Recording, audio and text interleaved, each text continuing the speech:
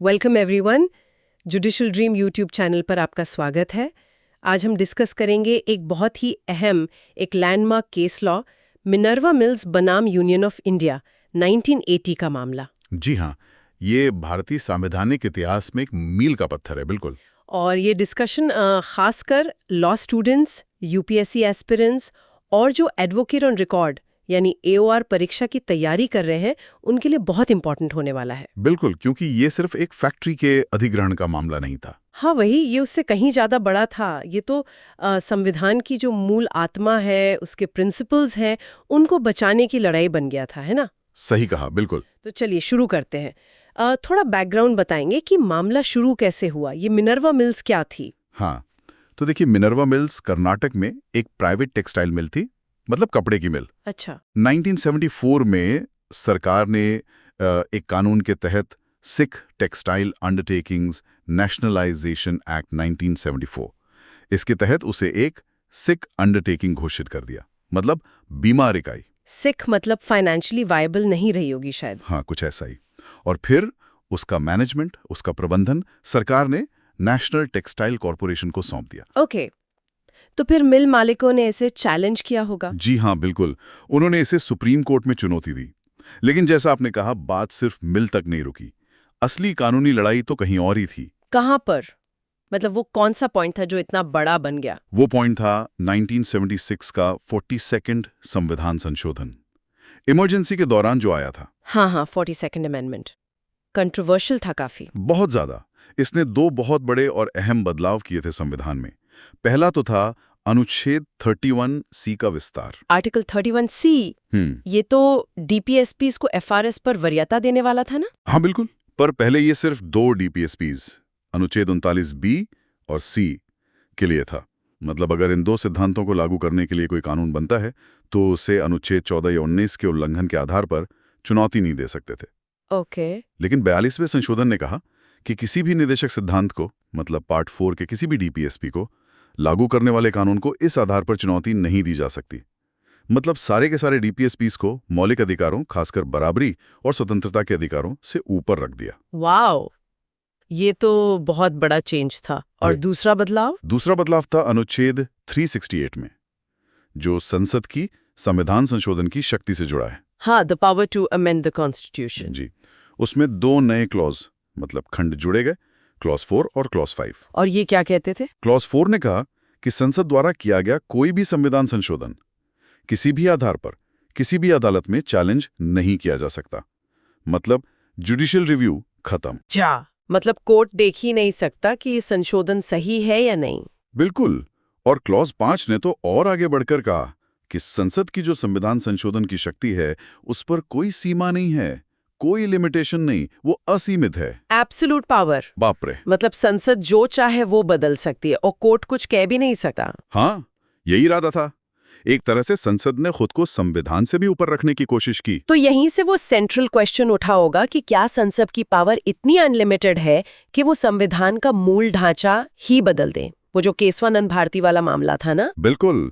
केशवानंद भारती 1973 ने ही basic structure doctrine यानी मूल ढांचे का सिद्धांत दिया था। और मिनर्वा मिल्स में यही सवाल फिर से केंद्र में आ गया। तो आर्ग्यूमेंट्स क्या थे दोनों तरफ से? पिटिशनर्स यानी मिनर्वा मिल्स ने क्या कहा? याचिकाकर्ताओं का तर्क सीधा था। उन्होंने कहा कि ये जो 42वें संशोधन के प्रावधान हैं, खासकर ये बदला हुआ अनुच्छेद 31C और अनुच्छेद 368 के नए क्लॉज 4 और 5, ये मौलिक अधिकारों और न्यायिक समीक्षा को खत्म करते हैं। और ये दोनों तो बेसिक स्ट्रक्चर का हिस्सा माने जाते हैं। उनका कहना था कि जुडिशियल रिव्यू और फंडामेंटल राइट्स ये संविधान के मूल ढांचे का हिस्सा है और संसद को संविधान में संशोधन करने की शक्ति मिली है, उसे नष्ट करने की नहीं, लिमिटेड पावर है, कॉन्स्टिट्यूएंट पावर नहीं है जो असीमित हो। Make sense. और सरकार का क्या कहना था? यूनियन ऑफ इंडिया का सरकार का तर्क था कि देखिए, संसद के पास संविधान संशोधन की संप्रभु शक्ति है, कॉन्स्टिट्यूएंट पावर, जो कि असीमित है, और सामाजिक आर्थिक न्याय जो निदेशक सिद्धांतों डीपीएसपीज का लक्ष्य है, उसे पाने के लिए ये जरूरी है। मतलब कल्याणकारी राज्य बनाने के लिए एफआरएस को कम किया जा सकता है। उनका यही कहना था कि इन लक्ष्यों को मौलिक अधिकारों पर वरीयता मिलनी चाहिए। संसद लोगों की इच्छा का प्रतिनिधित्व करती है, तो उसे संविधान को वक्त के हिसाब से बदलने का पूरा अधिकार होना चाहिए, बिना किसी रोक टोक के। ये तो सीधा टकराव था पार्लियामेंट की पावर वर्सेस कॉन्स्टिट्यूशन की supremacy.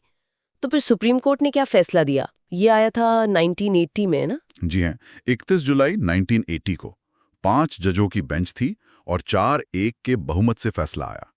Chief justice YV Chandrachud ने बहुमत का फैसला लिखा था। और क्या कहा कोर्ट ने? ये बहुत क्रिटिकल था। हाँ, कोर्ट ने 42वें संशोधन के इन दोनों अहम हिस्सों को असंवैधानिक करार दिया, रद्द कर दिया। दोनों को? मतलब 31C और 368(4)(5) दोनों को? जी हाँ, पहले बात करते हैं अनुच्छेद 31C की। कोर्ट ने कहा कि देखिए, संविधान का आधार मौलिक अधिकार भाग 3 और निदेशक सिद्धांत भाग 4 के बीच सामंजस्य और संतुलन, हार्मनी एंड बैलेंस है। हार्मनी एंड बैलेंस, टकराव नहीं। बिल्कुल। कोर्ट ने कहा कि आप एक हिस्से को दूसरे पर पूरी तरह हावी नहीं कर सकते।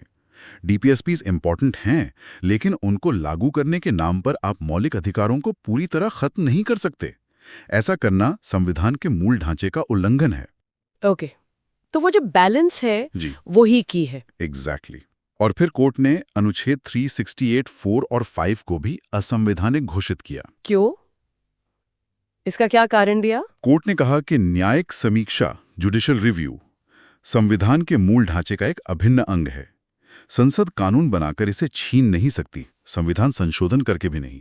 अच्छा, तो judicial review is part of the basic structure. हाँ, और कोर्ट ने यह भी साफ किया कि संसद की जो संविधान संशोधन की शक्ति है अनुच्छेद 368 के तहत, वो असीमित नहीं है, वो सीमित है। मतलब पार्लियामेंट इज नॉट सुप्रीम। नहीं, संविधान सर्वोच्च है।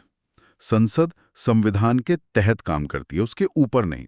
और सबसे महत्वपूर्ण बात, कोर्ट ने कहा कि मौलिक अधिकारों और निदेशक सिद्धांतों के बीच का ये जो संतुलन है, ये खुद भारतीय संविधान के मूल ढांचे का हिस्सा है। Wow, the balance itself is basic structure. ये जी। तो बहुत प्रोफाउंड है। जी, ये इस फैसले का सार है। तो इसका ओवरऑल इम्पैक्ट क्या हुआ? What's the bottom line? इसका निचोड़ ये है कि मिनर्वा मिल्स ने संसद की संशोधन शक्ति पर मूल ढांचे के सिद्धांत की सीमाओं को फिर से मजबूती से स्थापित कर दिया। केशवानंद भारती के बाद जो थोड़ी अनिश्चितता आई थी 42वें संशोधन से, उसे दूर किया। और फंडामेंटल राइट्स का इंपॉर्टेंस फिर से सामने आया। बिल्कुल। और साथ ही न्यायिक समीक्षा की भूमिका, मतलब अदालतों की शक्ति संविधान के संरक्षक के रूप में और भी मजबूत हुई। अगर हम सिग्निफिकेंस की बात करें, जी। तो क्यों ये मामला आज भी इतना रेलेवेंट है? देखिए, ये मामला ये सुनिश्चित करता है कि संविधान सरकार की किसी एक शाखा, चाहे वो संसद ही क्यों न हो, का खिलौना न बन जाए। यह सिद्धांत स्थापित करता है कि आप जन कल्याण के नाम पर नागरिकों के बुनियादी अधिकारों को आसानी से खत्म नहीं कर सकते। हाँ, वो संतुलन वाली बात। जी, इसने संसदीय शक्ति पर संवैधानिक सीमाएं तय की। ये याद दिलाया कि भारत में अंतिम सत्ता संविधान की है, जनता द्वारा अपनाए गए संविधान की। तो मिनर्वा मिल्स आज भी एक गाइड की तरह है, एक मार्गदर्शक जो हमें मौलिक अधिकारों और राज्य के नीति निदेशक तत्वों के बीच संतुलन बनाने की याद दिलाता है, और ये सुनिश्चित करता है कि संविधान की जो मूल अखंडता है, इंटेग्रिटी है, वो बनी रहे। बिल्कुल सही। ये एक निरंतर चलने वाली बहस और संतुलन बनाने की प्रक्रिया है। डेफिनेटली।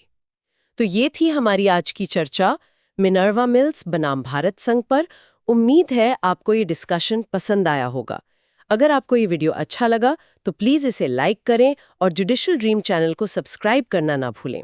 और हाँ, कमेंट्स में हमें ज़रूर बताएं कि आप अगले वीडियो में किस लैंडमार्क केस या किस कॉन्स्टिट्यूशनल प्रोविजन पर डिस्कशन चाहते हैं। हम आपके सजेशंस का इंतज़ार करेंगे। Thank you for watching.